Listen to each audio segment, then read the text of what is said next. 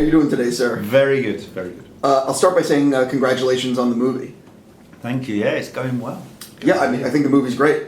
I'm a huge chess person. I'm fascinated by the story. It's one of those things. So, was this one of these projects that you got involved with because someone came to you, or was this an idea you had? Talk a little bit about the genesis. Yeah, I mean, it's Tobey. It was his passion project, and we were in a room talking about something else, and this came up.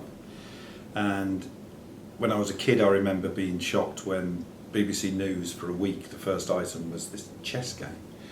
And so it had always stuck in my mind, the height of the Cold War, it all seemed to suddenly boil down to these two people, an American and a Russian, sitting down across the table fighting a war in the most old-fashioned way possible, chess. And it just seemed unreal that had ever really happened. And the attention that it got was almost, you couldn't really believe that it was like that, but it was. And the whole world was watching this chess game.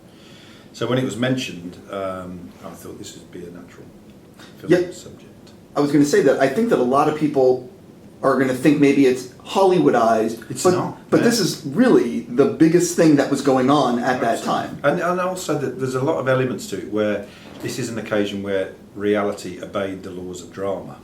You know, you have the underdog who's probably going to lose, who's going to screw it up and nearly does, and then doesn't, and then wins, and the whole world is watching. All true.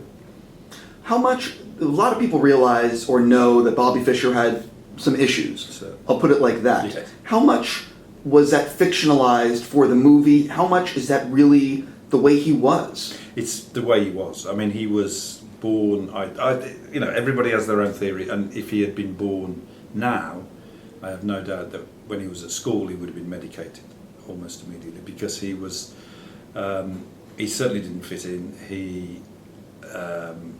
He had his own reality.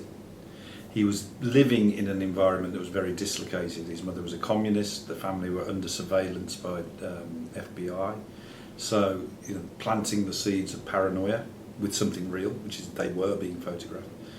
And you just get this perfect storm, I think, of someone who's born with some serious issues, who's born into an environment which is going to exacerbate that. He's isolated because of who he is, because of who his mother is, and because of the way he behaves. And his sanctuary is chess. But chess is something that the more you play it, the more it's going to exaggerate those characteristics. So it gets worse. So he goes more chess, more, until in the end, I believe, chess was everything. That was the only reality he had. What was, for you, the biggest surprise when you were researching the period, researching the man? What was the one thing that really surprised you that you were like, we have to make sure this is in the movie? Well, it's when he was growing up in Bedford-Stuyvesant, and his mother was an American communist in the 50s, and that there were in New York this group of people who were communists, and the way that they were perceived by people around them in their neighbourhood and by the government. It's a sort of an not undocumented, but it was, certainly to me, it was a fresh world, that working class New York communist environment in which he grew up.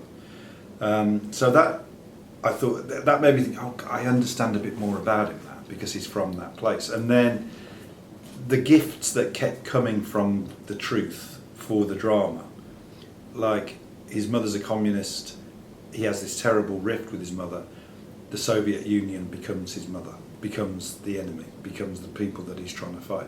That's true, that really happened. So you don't even need to invent any of those things. And all the way through there were things happening that seemed to be absolute gifts for dramatic narrative. And of course you welcome them as they arrive. I'm very curious was there the script that you originally finished to what people are seeing on screen? Was there some big changes at the end? No, I mean, the end was the most attractive part of the whole project, because the end is in place, the end is what happened, and it's a great, and it's often the most difficult thing in the world. You can set something up, you can get through it, you can develop the characters, and then what? With this, it was the reverse process. You have the ending now. What's the best way I can go backwards and start at the beginning? And therefore, it sort of disciplined the script process because you know where you're going. You know you're heading there. You know that's what's going to happen at the end. So there's only a certain number of ways you can get there. And so, yes, I mean, there were changes to which parts of his life are we going to see, which parts of his life can we dramatise that will move the story along. But in a sense, it was always the same journey. After your I'm switching gears for a second. After your last collaboration with Tom Hardy, a lot of us are excited for your new collaboration. When I last spoke to him for Mad Max, he was talking about it. What's the status of Taboo right now? Yeah, we're going into production very soon, a couple of months. The scripts are done, pretty much, and so like I believe you're doing 10, or am I wrong? 8. So because a lot of recently a few shows I've spoken to, like The Strain first season, Game of Thrones, they all have all their scripts before they start shooting. But that's the way that we've worked forever in the UK. We've always had the scripts finished before you start shooting. Having said that, the first series of Peaky Blinders, I was still doing 6 when we started shooting. But yeah, I mean, I think it's the way to go because you're less constricted. Once you've shot something, you ain't going to change that. Do you know what I mean? You can't. 100%. You can't go back and reverse engineer once it's been shot unless you're going to go into expensive reshoots. Well, the other thing is it adds more for production value because if you're filming on location, you can shoot the whole thing while you're there. I mean, the weird thing that used to happen in the UK was they would call it blocks. There would be, because a series would be 6 shows, and one director would do 3, and the other director would do the other 3.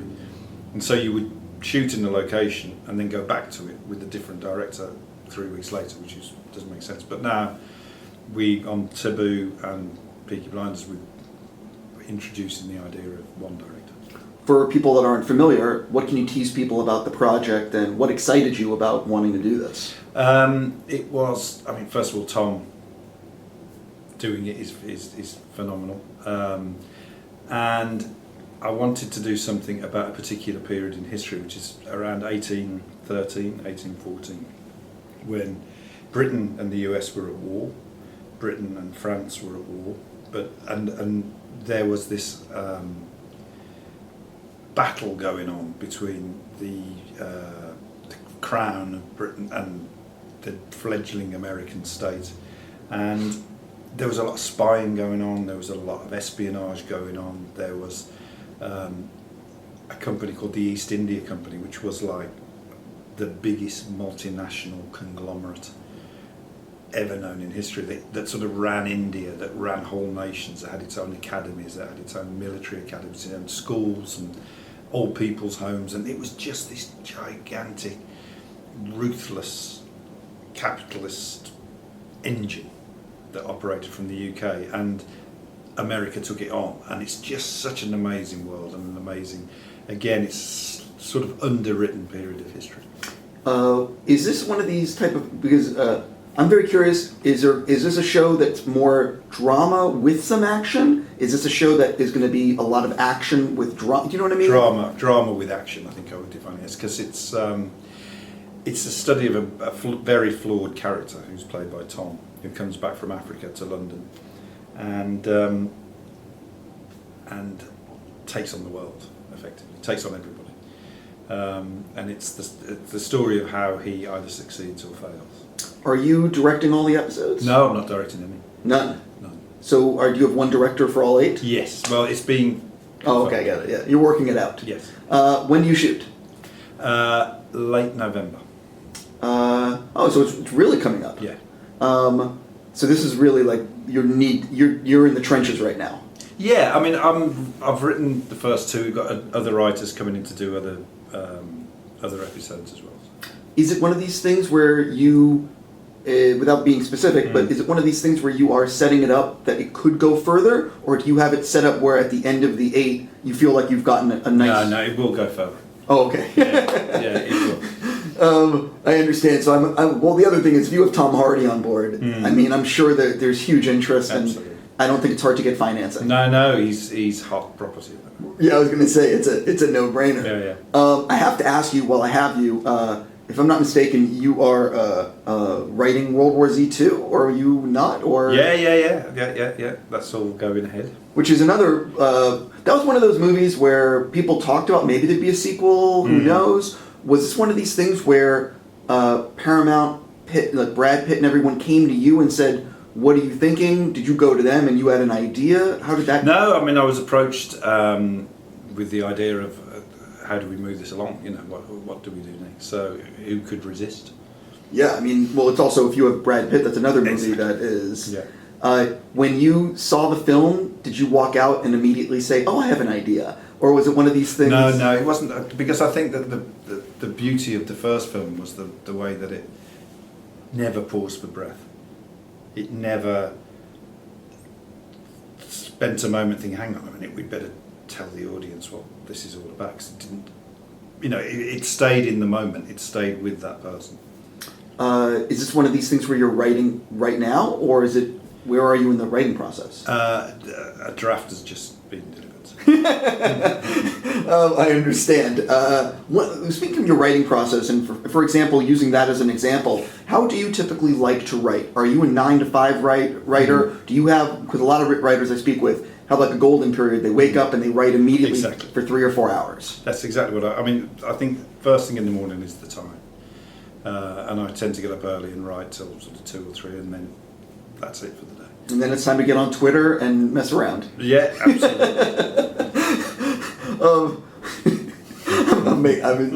I am curious though. Is this when you are writing a project like that? Does the studio tell you, "Hey, don't talk about this at all," or is it sort of like Yeah. Do they pull you aside and say? No. I think it's very apparent that it's not something that you want to discuss. What's going to happen isn't something you would discuss. I understand. I have to ask, what are the things? Do you even have time to write other stuff, or has it pretty much been Taboo, World War Z? No, I mean I've been working on a couple of things. This is, over a period of the past year. There's another Brad Pitt movie which is start shooting. Oh yeah, January. I was going to say, but it's right now untitled romantic thriller. It's just been, those have just gone, and it's now titled, but I can't tell you what it is. I think.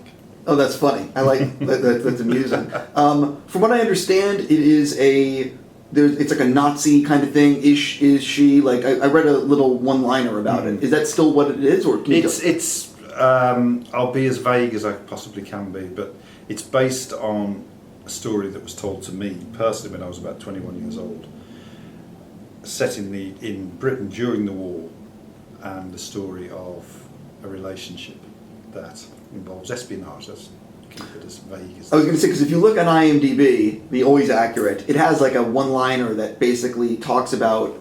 I won't say it because I'll let people look for it themselves. But you obviously have a relationship with Brad. How is it to write for him? How much is he like looking at the scripts, and do you know what I mean? What is that relationship? Oh yeah, he obviously he wouldn't be where he is today if he didn't take care of the material that he does, and he's a very good judge, very good analyst of the material. And so we've been through the process that you go through where the drafts have been adjusted and amended, and we're now in a position where we've got the finished article. But he's great to work with, and it's always good to know who you're writing for, especially when you know how good they are. I believe Mr. Zemeckis is directing. Yes. What has he been like to collaborate with? Because he's directed one of my all-time favorite films. I think he's directed one of everybody's all-time favourite films. Yes. Pitt one. It's just he's a legend. So to work with someone like him is an honour, and you don't often say that, but it really is. And he's brilliant, and none of us can wait. We're all ready to go. We've got Marion Cotillard, who's just. She's okay. Fantastic. she's okay. Well, one of the things about Zemeckis is his ability to infuse his stories with breaking technology. He's able to do stuff that no one has ever done. Yeah. Is this a story that actually will invoke his ability with technology, or is this more of a straight up drama and a who done it kind of a thing? It's more of a drama, I think. It's more of a story, and a love story is what it is, but with surprising elements to it. Well, one of the things, getting back to how you first heard about this, you mentioned you're 21. Mm-hmm. So was this like at a party you heard about this, or somebody? It's a very odd story. I'm sure when the movie comes out, I'm going to be telling this story many times. But I was get it ready. I was in Texas When you were 21. when I was 21, Okay. working as a dishwasher and doing all sorts of weird things. And I was going out with an English girl at the time, and her auntie lived in Texas, and I had lived in Texas for a long time. And she got talking about her brother, who had been in the SOE, the British Secret Reserves, if you like.